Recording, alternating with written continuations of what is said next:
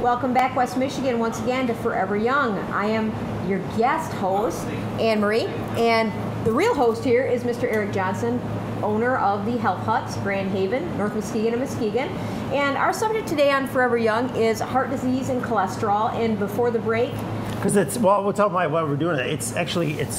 We got a cover of this shot. This is a free magazine we give away at the store. It's called Taste for Life. I have to look. What's the name of the magazine? But this is a February issue. It's Heart Health Month, and it's a great time to actually think about your heart, focus on your heart, think about blood pressure, think about how important your heart is. Oh, excellent. And think about stress, because stress is a killer. Oh yeah. So you gotta learn to bring the stress level down. Learn to accept, don't fight what is and stuff like that. And on the cover, I'm just gonna show the cover here, but on the cover they show the classic shape of a heart, not really what a heart looks like, but, right.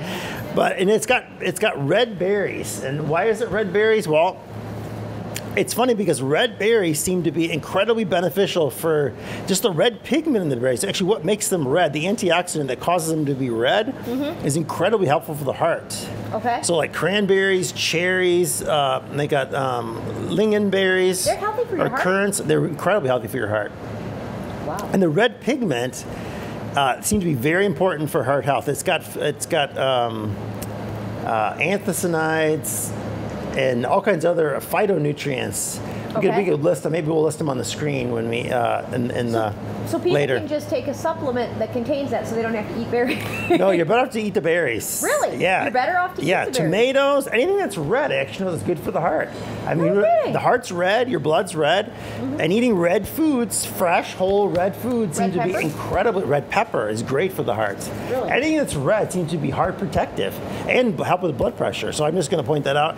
Come in and get a copy of this magazine. It's free. I wouldn't wait too long because we only got like 250 copies. So the first 250 people get a copy of it. Awesome. It's got a lot of good stuff in here about heart health and just tips and suggestions and stuff you can do. Just easy, simple, fun stuff you can do to keep your heart healthy for a lifetime. So I thought I'd mention that because February is Heart Health Month. I know this will probably air sometime in late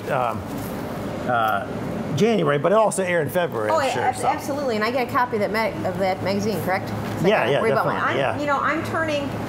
I'm going to be turning 39 plus 3 in another week. We can't say that word yet. I haven't acclimated to the big 40 and upward yet. So, right. But you're 39 whole. Then yeah, and I'm just going to keep adding to my 39 plus. Well, that's a great attitude to have. But the point is, I need to think about it. I mean, I have longevity runs in my family, which is cool because, that's another show all in itself. But actually, let's touch on just a real quick question I've got is, do you feel that, if you don't have longevity in your family, say that you've got relatives and typically that people pass on in their 60s, and that a lot of people die from heart disease, okay, or diabetes and heart disease. If heart disease runs in your family, is it the genes? Are you kind of messed up there and there's nothing you can do, or can you combat that at all? No, you can definitely. The good news is that you can definitely, the one problem with when we talk about running in families, you know what else runs in families?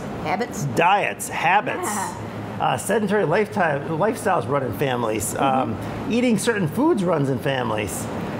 Being high-strung or high-stress runs in families. And so, actually, when we tease that out away, from, say we got something with heart disease and they get, say, adopted out to a family maybe that gets more exercise, maybe that eats more whole foods, more, less fat and cholesterol, less proteins. We're going to talk about proteins and the risk factor in that.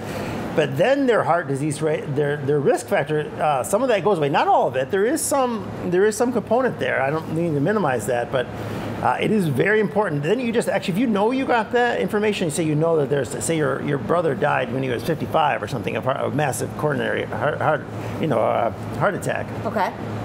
Then you say, okay, well, I'm going to really focus more on the heart. I'm going to do more of these heart healthy things, and I'm going to eliminate that risk factor. Okay. You know what I mean? So I'm going to cancel that out, even though I might have a slight genetic predisposition to have more heart issues, or maybe higher cholesterol, or what have you. Well, in the last segment, you talked about foods that. So it's an opportunity, not something to be, not something. You don't want to bury your head in the sand, is what I'm saying. Right. And just eat whatever you want and say, well, I'm going to die anyways because my brother died, or my mother or my father died. Can you give us a little bit more instruction on the foods? Because you talked in the last segment about going light on the red meat and watching the dairy. Yeah. What else what is bad that is a creator of heart disease, and what will help to combat it? Right. Well, let's just talk briefly about protein in this whole equation. Is protein, when we left the break, on the last segment, you were talking about the Chinese study that was done on cholesterol, and you kept saying we're going to talk about the real culprit. Is that protein? Right.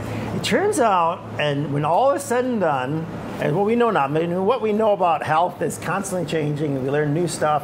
But the latest knowledge now, the latest information we have now, when we look at it, we look at the data, we find out that actually excess protein seems to be the biggest risk factor, not high cholesterol. Really? And not that you should have wildly high cholesterol. You should ask yourself, if you have high cholesterol, why do I have high cholesterol? I mean, what's going on? Am I eating too much saturated fat? And if I'm eating too much saturated fat, I'm more than likely getting it. Where does saturated fat go with usually? Protein. So you got too much saturated fat, and then it also means, always means you're getting too much protein. Because think of something that has a lot of saturated fat that doesn't also have protein. Mm-hmm. So we've been all focused on the saturated fat, but you can't get too much saturated fat because that's what leads to the increase in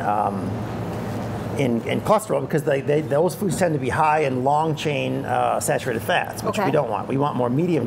We need saturated fat, but we want more medium chain saturated fats. But it's confusing for me because there's been. So what is it? I guess we should really say, what do people out there listening? What do they need? The changes they need to make. That's what we should need to focus on. Answer this for me though. I'm confused because for so long they were telling you to eat more protein, lay off on the carbohydrates. Yeah, we need protein. Everybody's worried, if I'm vegan or I'm vegetarian, how am I going to get my protein? Jeez, I'm going to fall apart from lack of protein. Right, but when they're telling you, like in dieting and such, everybody's saying eat more protein, eat less carbs, but then now you're saying too much protein. So what is the happy medium? Right.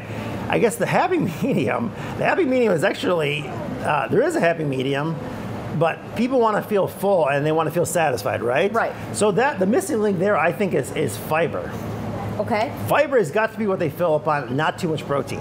I'm confused about fiber too. Can you? You need protein, but protein is so individually customized. Let's say, you're a grandmother. Uh-huh. How much protein does she need? Everybody's different. We'll take an older person, maybe that's not, that doesn't run marathons or anything. You know what I mean? Right. They only need maybe 30 to 35 grams of protein a day. But what about? And there's a lot of older people. I mean, I have neighbors they get 35 grams of protein at breakfast. And then they go out for lunch and then they make a big dinner. So what's killing them is actually too much protein. What about somebody who's 39 plus 3? How much do they need? It depends on whether they have an active or a sedentary job. I have more of a sedentary job. I'm not a couch potato, but I don't get the exercise I should. Chances are, I'm not saying anything for sure. Mm-hmm. This is just my opinion. But I would say you need no more than 40 grams of protein a day. Okay, help me with that, just really quickly. Tell me what that would consist of. What is 40 protein? Okay, I'll give you an example. Yeah, 40 grams of protein would be about 1 can of tuna and 1 egg. One whole can of tuna and one large egg. That'd be enough. That'd be a whole day's supply of enough protein for you for the day. What about tofu? How much of a tofu box can I eat? I'd say probably about a tofu. You'd have to do more. Because I like to eat. I make myself a delicacy that isn't my whole meal, but I like to take half of my tofu box and I make myself tofu cottage cheese with it. Mm-hmm. I use that, and I use guacamole that I purchase here at the hut, mm-hmm. and it makes a wonderful cottage cheese. And then I put my fruit in there. Right. And how much protein am I getting in my guacamole and my tofu? Well, to get 40 grams of protein from tofu, for example, I think you have to eat a little bit more than half a pound. Okay. And so about an 8 ounce, about a 9 or 10 ounces of tofu is about 40 grams. Okay, so if I'm eating half of one of the boxes I get here, but don't I'm fine. hold me to that, but I think that's roughly true. Okay, so yeah, but then that's all you need for the whole day. So Yeah, but now hold on a second here. We have to get, we can gotta get some take a tofu. break. Maybe it's a pound. I don't know. On the break, we'll go get a thing of tofu and see how much This is is really getting interesting here. I've got many questions for you, sir. So we were going to take a break, and we'll be back with more Forever Young after a word from our sponsors.